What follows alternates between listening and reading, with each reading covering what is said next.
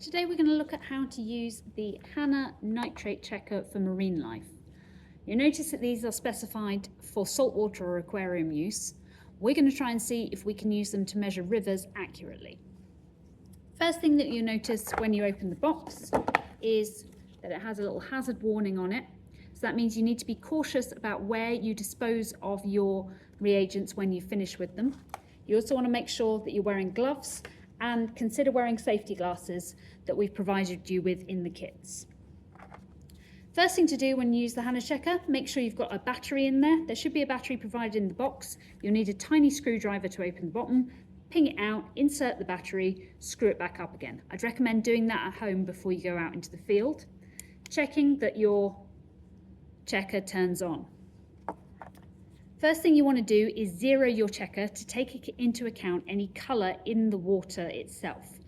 Because this shines a little light through your sample and records the colour, if there's any background colour in your water, that could impact the results unless we account for it. So when it says add C1 on the screen, top up your first cuvette with reagent, with your sample bottle.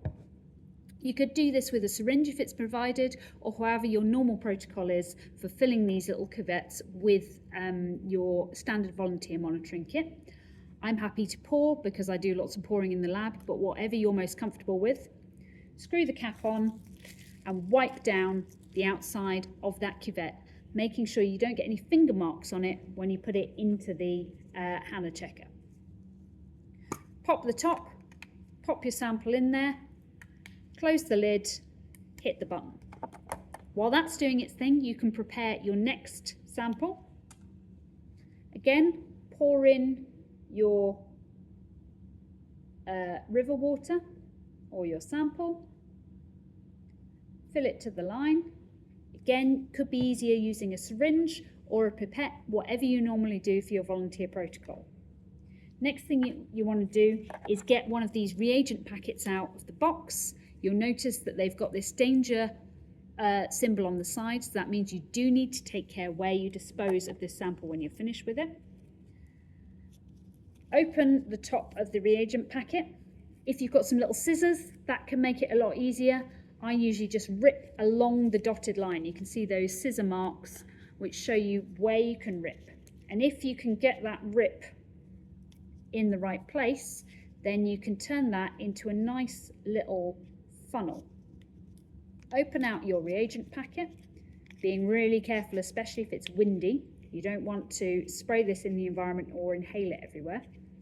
Give it a little bit of a flick to get any reagent out of the sides of the sample, and then pour into your cuvette. Put this into the box or into a pocket or into a waste bag. They're really easy for these little bits to go blowing off in the wind, so make sure you know what you're going to do with it. Get the top on, wipe down your cuvette. By now, your checker should be saying add C2. So you need to make sure that your reagent is dissolved.